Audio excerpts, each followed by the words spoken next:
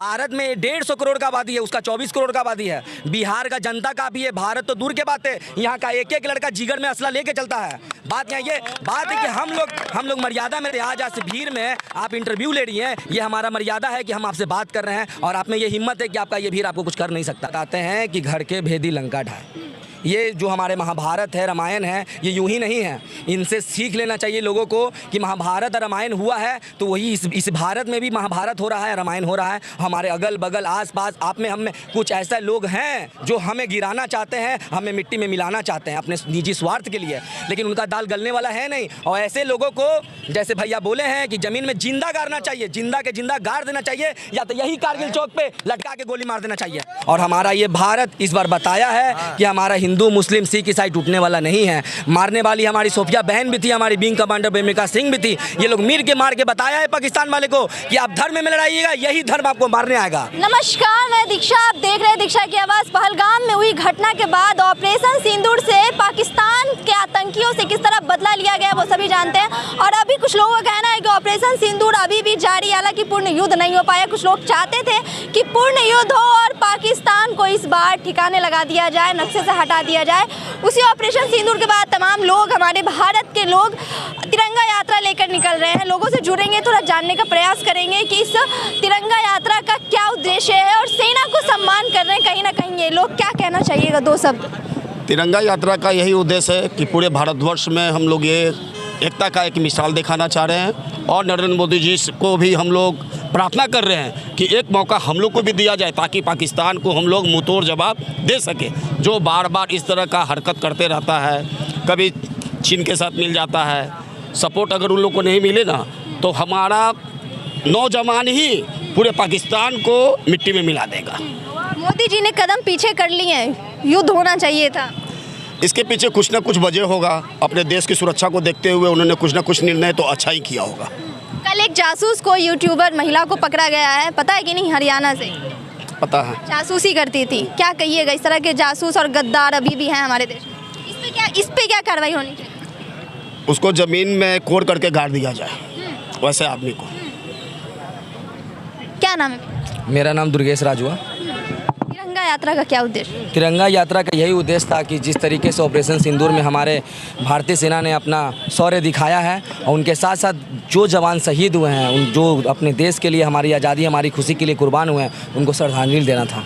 भारतीय सेना में इतनी ताकत और हिम्मत थी और इतनी राइफल और मशीन थी कि पाकिस्तान को नक्शे से हटा दिया जा सकता था, लेकिन कहीं ना कहीं ये सेना है वर्ल्ड का ऐसा सेना है। और प्लस सबको पता होना चाहिए कि हमारे भारत का जो वायु शक्ति सेना है ना, वो पूरे वर्ल्ड में तीसरा नंबर पे आती है। पूरे वर्ल्ड में तीसरा नंबर पे आती है। अमेरिका, रसिया के बाद हमारा भारत का नंबर है। तो आप समझ सकते हैं कि हमारे वायु सेना भाई पाकिस्तान का क्या कर सकती है।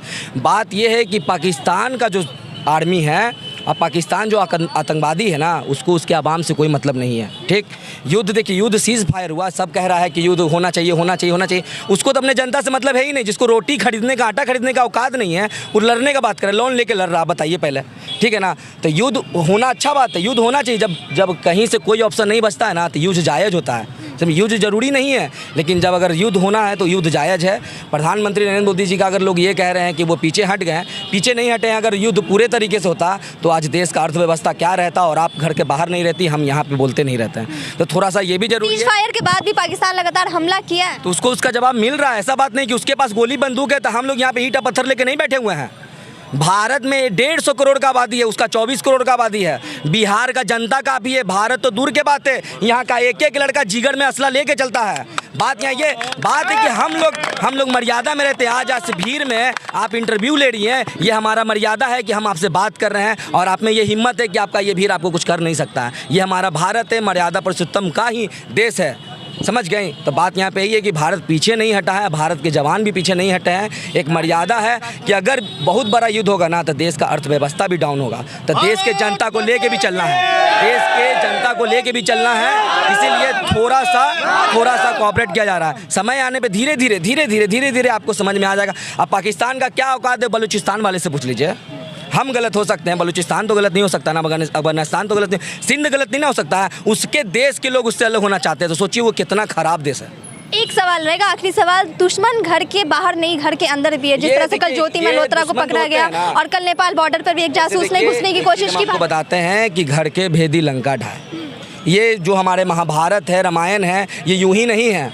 इनसे सीख लेना चाहिए लोगों को कि महाभारत और रामायण हुआ है तो वही इस भारत में भी महाभारत हो रहा है, रामायण हो रहा है। हमारे अगल बगल आसपास आप में हम में कुछ ऐसे लोग हैं जो हमें गिराना चाहते हैं, हमें मिट्टी में मिलाना चाहते हैं अपने निजी स्वार्थ के लिए, लेकिन उनका दाल गलने वाला है नहीं। और ऐसे लोगों को जैसे भैया बोले हैं कि ज़मीन में जिंदा गाड़ना चाहिए, जिंदा के जिंदा गाड़ देना चाहिए, या तो यही कारगिल चौक पे लटका के गोली मार देना चाहिए, तब जाके ऐसे लोगों को पे सख्त कार्रवाई होगा।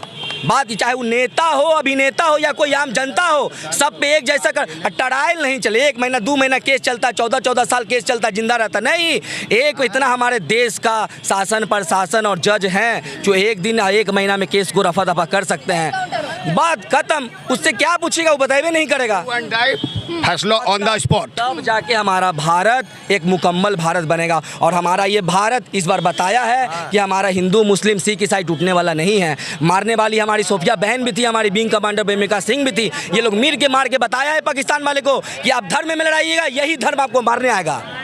समझ गए? बस यही हम कहना चाहते हैं। जय हिंद, जय भारत।